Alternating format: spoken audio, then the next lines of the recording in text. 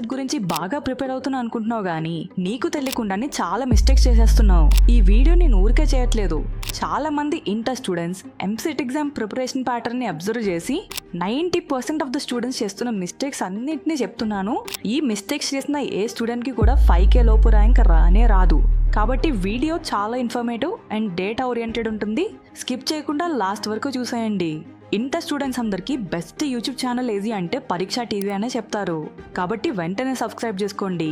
ఇక video start చేద్దాం. ముందు నేను చాలా మంది స్టూడెంట్స్ చేసే ప్రిపరేషన్ మిస్టేక్స్ ఏంటో చెప్తాను. మీరు కూడా అందులో ఉన్నారో లేదో క్రాస్ చెక్ చేసుకోండి. Mistake number 1, text books and NCERT books ని స్కిప్ చేయడం.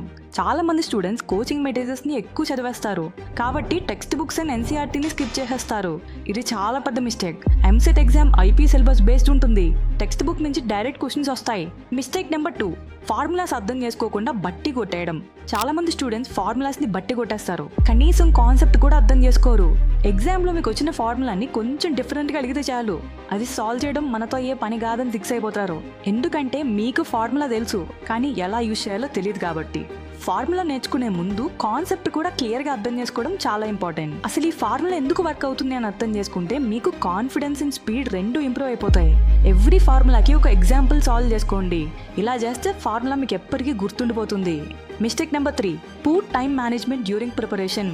చాలా మంది స్టూడెంట్స్ ప్రిపరేషన్ అనగానే ఫస్ట్ ఫేవరెట్ సబ్జెక్ట్ ఓపెన్ చేస్తారు. ఒక సబ్జెక్ట్ వీక్ గా ఉంటే ఓవరాల్ గా దానివల్ల మీ ర్యాంక్ అనేది చాలా ఇంపాక్ట్ చూపిస్తుంది. డైలీ ఒక ప్లాన్ అంటూ పెట్టుకోకపోతే ఏం చదువుతున్నామో ఎందుకు చదువుతున్నామో కూడా తెలియదు. కాబట్టి daily and weekly study plan maintain చేయండి. అన్ని సబ్జెక్ట్స్ బ్యాలెన్స్ గా ప్రిపేర్ అవ్వండి. Mistake number 4, avoiding mock test. Mock test కానీ మీరు రాయకుండా ఎంసెట్ ఎగ్జామ్ రాస్తే మీరు చాలా పెద్ద తప్పు చేస్తున్నట్టు. మీకు ఎగ్జామ్ ప్యాటర్న్ అలవాటు అవ్వకుండా మీరు ఎగ్జామ్ కి డైరెక్ట్ గా వెళ్ళిపోతే ఆ టెన్షన్ లో మీరు చదివినవి కూడా మర్చిపోతారనమాట.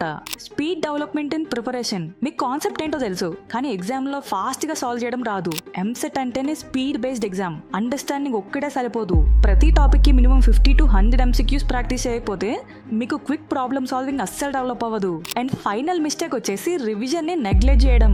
ఎగ్జామ్ కి లాస్ట్ మినిట్ వరకు న్యూ టాపిక్ ని ప్రిపేర్ అవుతూ కూర్చుంటారు. రివిజన్ చేయడం పట్టించుకోరు. దీనివల్ల మీరు నేర్చుకున్న కాన్సెప్ట్స్ అన్ని మిక్స్ అయిపోతాయి. ఏమి గుర్తుండవు.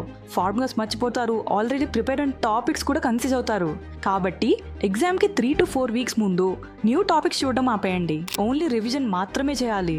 నేను చెప్పిన 6 మిస్టేక్స్ ని అవాయిడ్ చేయండి చాలు. ఖచ్చితంగా మీ మార్క్స్ ఇంప్రూవ్మెంట్స్ మీరే అబ్జర్వ్ చేస్తారు. ఐ హోప్ ఈ వీడియో చూసిన వాళ్ళందరికీ కూడా నేను ఇచ్చిన సొల్యూషన్స్ బాగానే అర్థమైందని అనుకుంటున్నాను. ఇంకా ఏమన్నా డౌట్స్ ఉంటే కామెంట్ సెక్షన్ లో అడగండి. మీరు పెట్టిన కామెంట్స్ చదివి వాటికి రిప్లైస్ కూడా ఇస్తాము.